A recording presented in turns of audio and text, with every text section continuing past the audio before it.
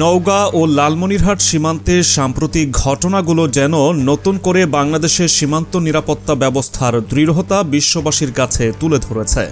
রাতের অন্ধকারে বিএসএফের লালমনিরহাট সীমান্তে বৈদ্যুতিক খুঁটি বসানোর চেষ্টা এবং নওগাঁ সীমান্তে কাঁটাতারের বেড়া নির্মাণের উদ্যোগে দেখা গেছে আন্তর্জাতিক সীমান্ত আইন লঙ্ঘনের দৃষ্টান্ত।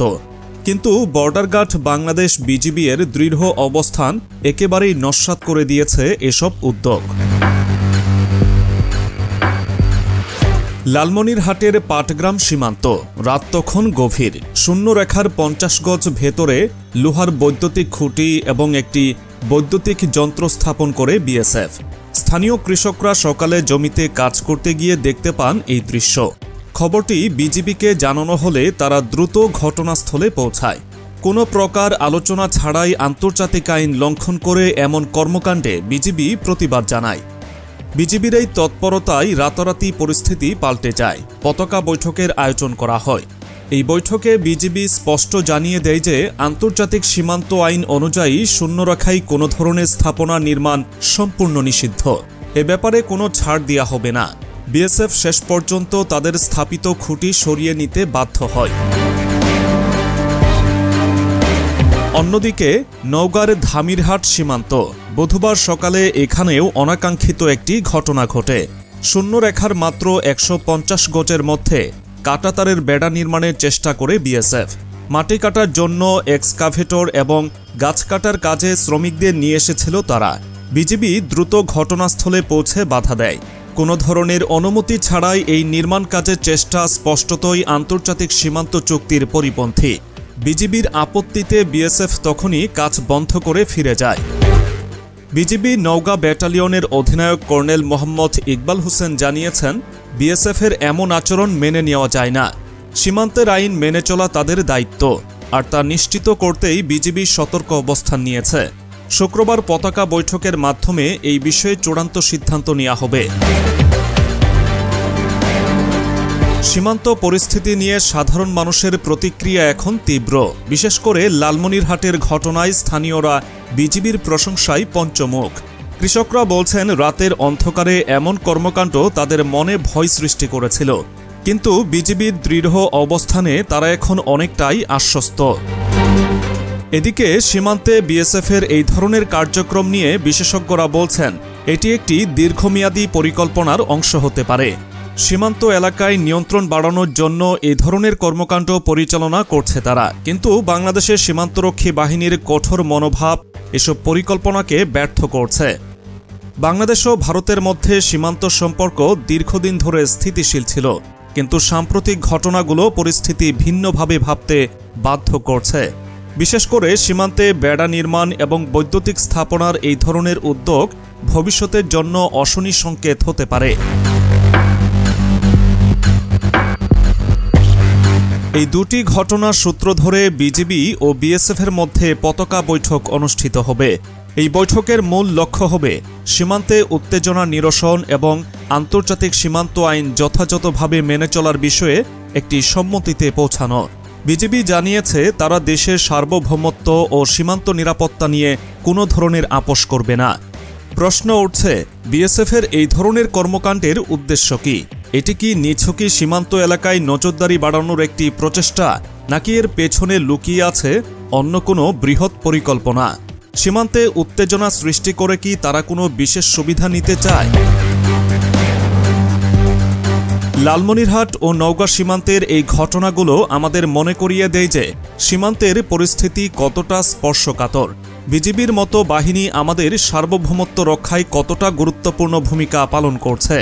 তাদের দ্রুত ও কার্যকর পদক্ষেপ আজ বাংলাদেশকে নিরাপদ রেখেছে। আগামীকাল পতাকা বৈঠকের ফলাফলের উপর নির্ভর করছে অনেক কিছু। এটি কি সীমান্তের উত্তেজনা নিরসন করবে, নাকি ভবিষ্যতে আরও বড় কোনো সমস্যার সূচনা হবে?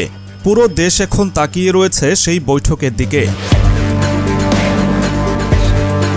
বিজিবি ও বিএসএফের মধ্যে আগামীকাল অনুষ্ঠিতব্য পতাকা বৈঠককে ঘিরে সীমান্ত এলাকায় এখন চরম উত্তেজনা বিরাজ করছে। স্থানীয় বাসিন্দারা এই বৈঠকের উপর অনেক আশাবাদী। তারা চান সীমান্তে আর কোনো অপ্রীতিকর ঘটনা যেন না ঘটে এবং দুদেশের মধ্যে বন্ধুত্বপূর্ণ সম্পর্ক বজায় থাকে। তবে এরই মধ্যে বিজিবি তাদের অবস্থান অত্যন্ত দৃঢ়ভাবে প্রকাশ করেছে। লালমনিরহাটের পাটগ্রাম সীমান্তের স্থানীয় কৃষক আমিনুল হক জানিয়েছেন, এমন ঘটনা আমাদের চমকে দিয়েছে। আমরা ভেবেছিলাম হয়তো এখানে নিরাপদে কাজ করতে পারব, কিন্তু হঠাৎই দেখি রাতের আধারে বৈদ্যুতিক খুঁটি বসানোর চেষ্টা চলছে। বিজিবি দ্রুত পদক্ষেপ আমাদেরকে অনেক স্বস্তি দিয়েছে। অন্যদিকে নওগাঁ সীমান্তের স্থানীয় বাসিন্দা শফিকুল ইসলাম বলেন, আমরা জানি বিজিবি সবসময় আমাদের রক্ষা করবে, কিন্তু বিএসএফের এই আচরণ সত্যিই অপ্রত্যাশিত। তারা যদি আন্তর্জাতিক আইন মানতে না চায়, তাহলে সম্পর্কের উন্নতি কিভাবে সম্ভব? এমন প্রশ্নগুলোই এখন সীমান্ত এলাকায় সবচেয়ে বেশি আলোচিত। বিশেষজ্ঞদের মতে, ভারতের সীমান্তরক্ষী বাহিনীর এই ধরনের কার্যকলাপ কোনো একক ঘটনা নয়, এর পেছনে দীর্ঘমেয়াদী পরিকল্পনা থাকতে পারে। বিশেষ করে লালমনিরহাটে বৈদ্যুতিক খুঁটি এবং নওগাঁয় কাঁটাতারের বেড়া স্থাপনের মতো ঘটনা আরও বড় পরিকল্পনার ইঙ্গিত দিতে পারে। তবে এই চ্যালেঞ্জের মুখে বাংলাদেশের সীমান্তরক্ষী বাহিনী যে দৃঢ় অবস্থান নিয়েছে তা সত্যিই প্রশংসা দাবিদার। বিজিবির এই দ্রুত পদক্ষেপ শুধু সীমান্ত রক্ষা করেনি, এটি আমাদের জাতীয় সার্বভৌমত্বের প্রতীক হয়ে উঠেছে। আগামীকাল পতাকা বৈঠকে বিজিবি কেবল বিএসএফের এমন কার্যকলাপের তীব্র প্রতিবাদ জানাবে না, বরং ভবিষ্যতে যেন এমন ঘটনা না ঘটে তা নিশ্চিত করার জন্য কঠোর অবস্থান নেবে। স্থানীয় প্রশাসন ও সীমান্তবর্তী এলাকায় বসবাসরত মানুষরাও চান এই বৈঠক একটি ইতিবাচক সমাধান নিয়ে আসুক। তবে এক প্রশ্ন থেকেই যায়, এই ধরনের ছোট ছোট ঘটনাগুলো কি ভবিষ্যতের জন্য কোনো বড় সংকেত দিচ্ছে?